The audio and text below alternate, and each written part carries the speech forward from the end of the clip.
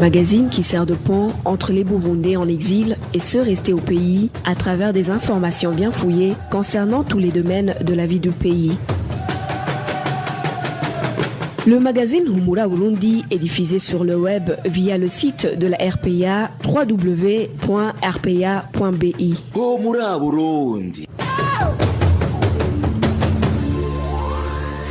À la présentation, Janvier Ninina Hazgue. Bienvenue chers auditeurs au magazine Humura Burundi de ce jeudi 28 novembre 2019 et sans tarder, passons immédiatement au titre du magazine. Le parti CDP affirme que la plateforme de l'opposition Senared joue le rôle important dans le rapatriement des membres de ce parti. Gitega accuse toujours Kigali d'être responsable de l'attaque menée sur la colline Marura en province Cibitoke dans la nuit du 16 au 17 novembre. Le développement des titres, c'est dans quelques instants à la cabine de son ingénieur Égide Mnemero et Mireni Basumba pour la prise d'image.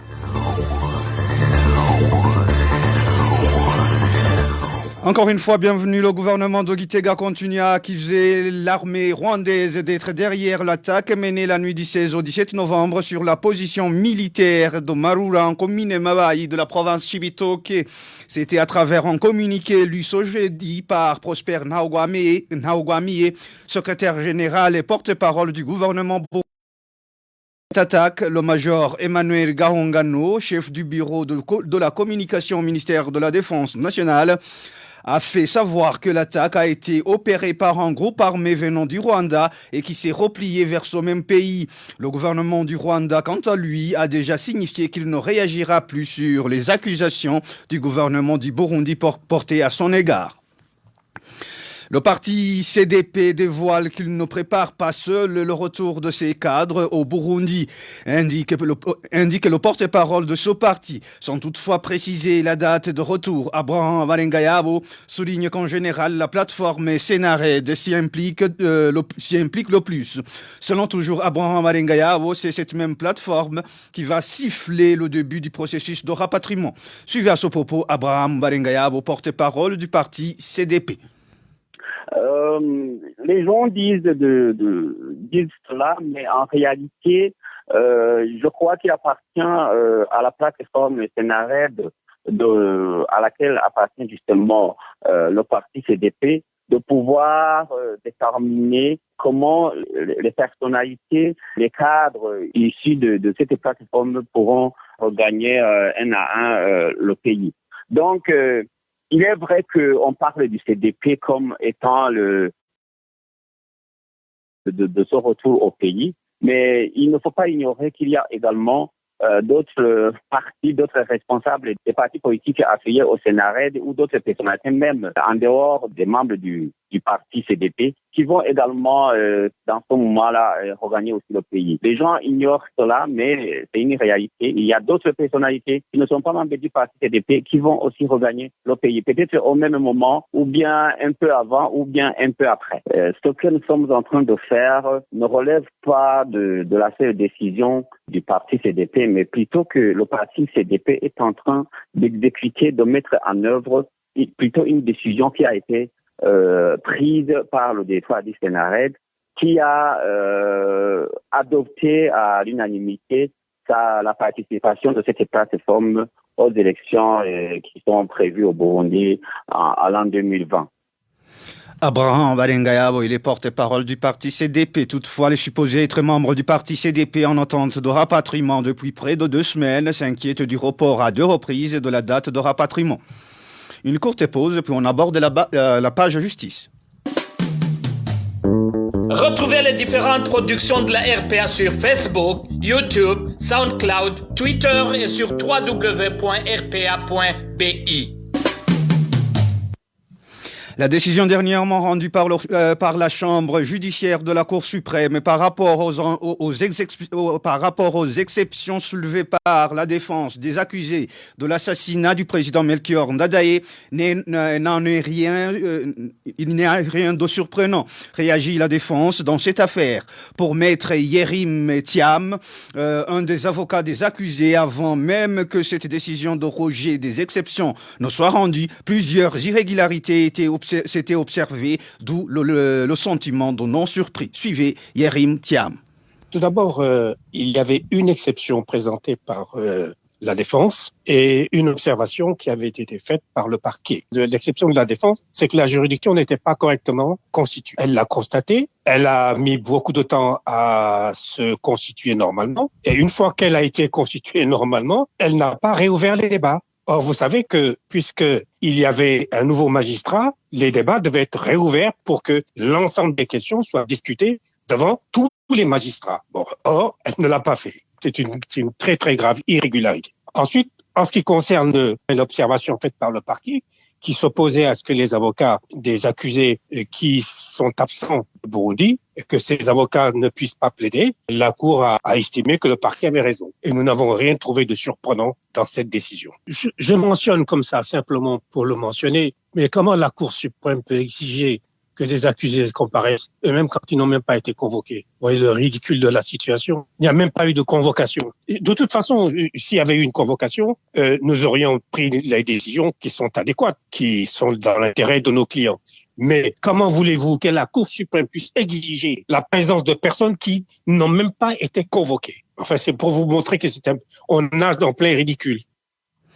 Malgré cette situation, la défense compte interjeter appel tout en se montrant peu confiant car, dit-elle, le procès est purement politique. Encore une fois, maître Yerim Thiam. Oh, mais c'est un procès politique, point à la ligne. On n'a rien vu dans le dossier qui justifie les poursuites contre les accusés. Il n'y a rien. Mais ça, j'aurai l'occasion de revenir là-dessus après. Pour l'instant, on en est dans les débats de procédure. Mais nous savons que le procès, de toute façon, purement politique. Pour des raisons, pour des échéances électorales que vous connaissez. Nous ne faisons aucune illusion. Aucune illusion. C'est un procès politique. Quelle que soit l'instance devant laquelle l'affaire sera présentée, ça n'enlèvera rien au fait que c'est un procès politique. Et au Burundi, nous savons tous que ce qui est politique prime surtout. Burundi actuel. C'était maître Yerim Thiam. Audience en appel ce jeudi dans l'affaire Pierre Nkurunziza contre Bernard Menguin, David Gakunzi et la télévision France 3. En février 2016, le président burundais a porté plainte contre eux, les accusant de diffamation suite à un reportage diffusé sur cette chaîne et qui parlait des violences commises au Burundi. Reportage dans lequel intervenaient maître Menguin et Gakunzi. Après audience, la 17e chambre correctionnelle du tribunal de grande instance de Paris a jugé non fondée la plainte de Pierre Nkurunziza. C'était en date du 5 avril cette année. Pierre Nkurunziza a donc interjeté appel, d'où l'audience prévue au 28 novembre à la Cour d'appel de Paris. Le ministère public français, lui, n'a pas interjeté appel, s'estimant satisfait par la décision de la première instance. Les débats en appel ne porteront donc que sur le civil, le pénal étant donc vidé suite au non-appel du ministère public. L'audience était prévue de débuter à 13h30 heure de Paris, pour dire 14h30 heure de Bujumbura. Page droit de l'homme, l'adjoint du représentant du parti CNDD-FDD en commune Mutaro de la province Gitega est incarcéré au cachot de la province Gitega depuis ce jeudi pour viol sur sa domestique. Des sources sur place font savoir que la victime a tout de suite été amenée à l'hôpital de Mutaro pour y recevoir les premiers soins. Les détails avec Clovis Nyonzim. Bon, on me dit que l'élément sonore n'est pas encore disponible. Dans quelques instants, nous abordons la page gouvernance. Le chargé de la logistique du groupement 1 faisant partie du 12e contingent des militaires burundais en mission de maintien de la paix en Somalie est accusé de détournement par ces militaires. Ces derniers indiquent que depuis 4 mois, la ration mensuelle qu'ils reçoivent est loin insuffisante. Le point avec Nadège Irakodze.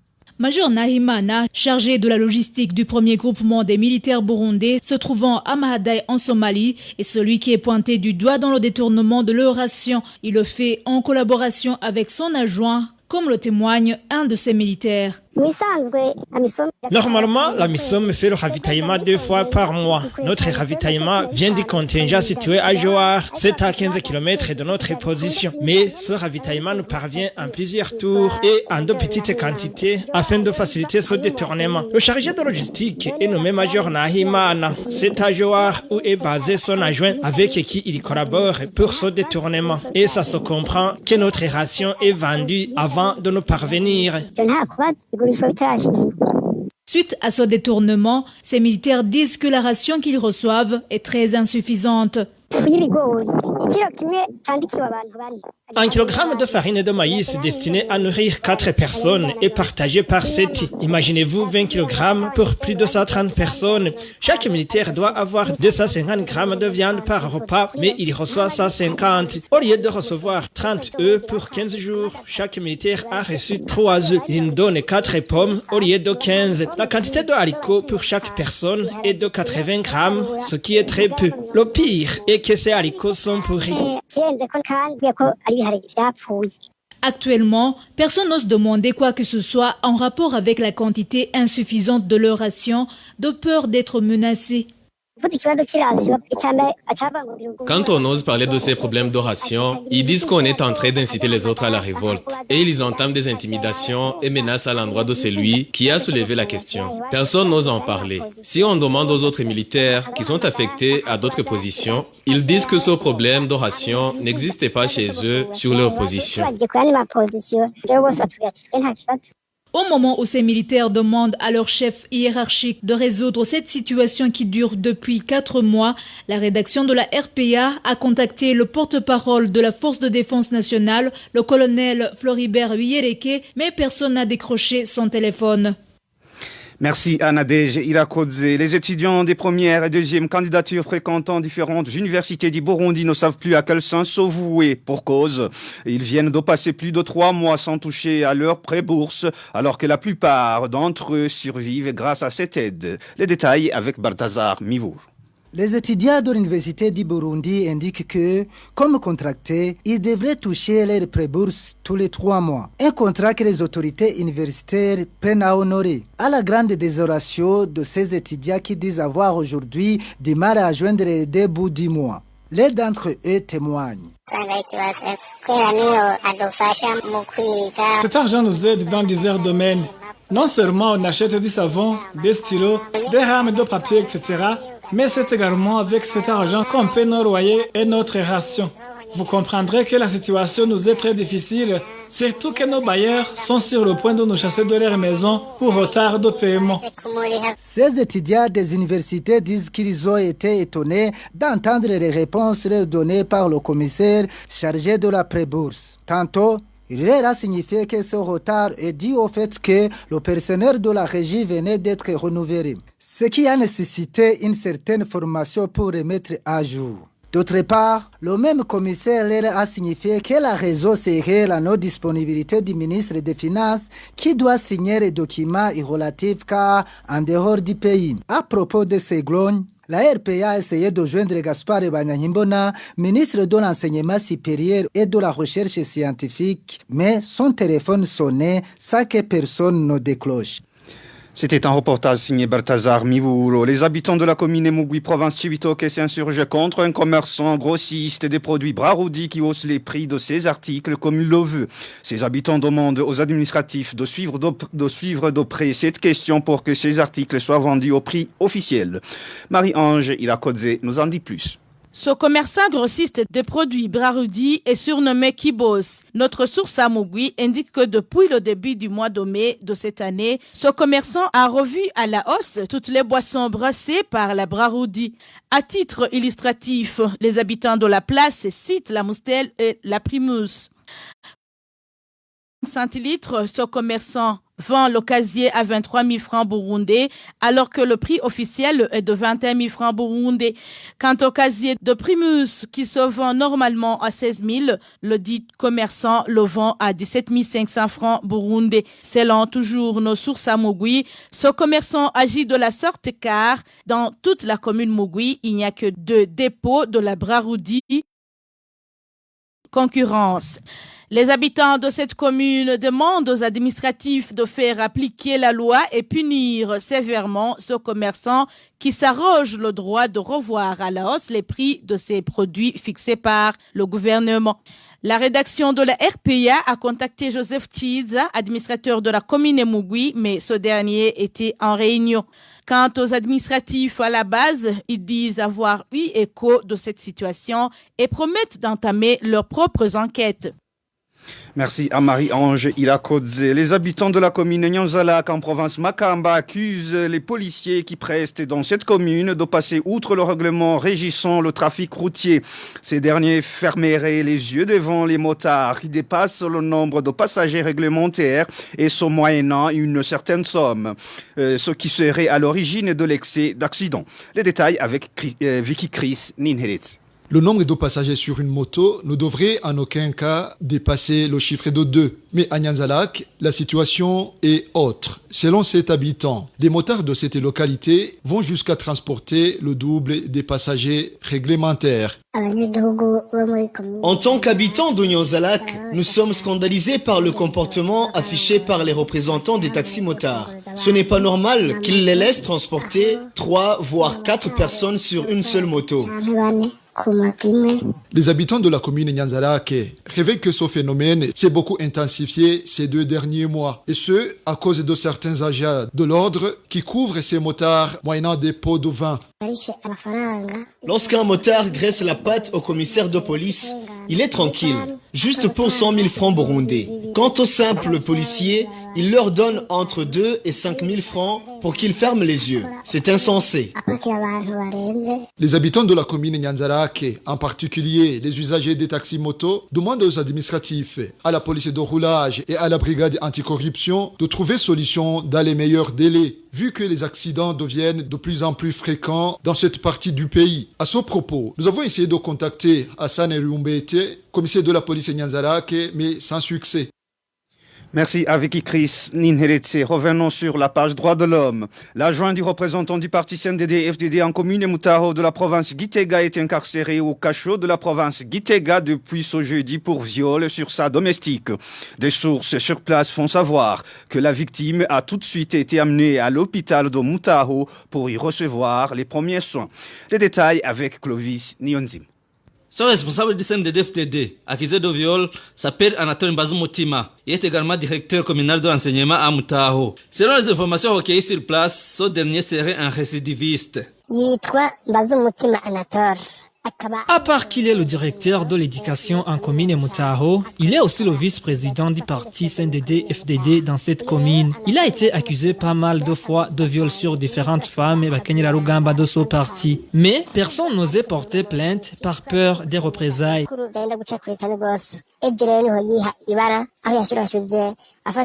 Hier, il a dépassé les limites en violant sa fille de ménage. Avant de passer à l'acte, il l'a bâillonnée et l'a menacée de mort si jamais elle osait en parler.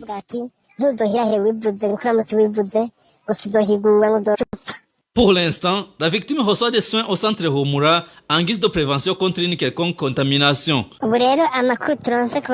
Anatole Mbazumutima aurait déjà été transféré à Gitega. Quant à la jeune fille, elle suit une thérapie dans un centre spécialisé car elle a été traumatisée. Révoltés, les habitants de la commune Mutaho demandent à la justice de le sévir et de ne pas se laisser intimider par cette autorité. Merci à Clovis Nyonzima. C'est par ici, à mes chers auditeurs et auditrices, que nous mettons fin à ce magazine Humura Burundi de ce jeudi 28 novembre 2019. Merci pour votre aimable écoute. Merci à toute l'équipe de la rédaction pour la collecte et le traitement de toutes ces infos. Merci à Ejide Mero et à Emile Nivasumba pour la bonne collaboration technique. À la présentation, vous étiez avec Janvier Ninina Hadzwe. Passez de bons moments chez vous.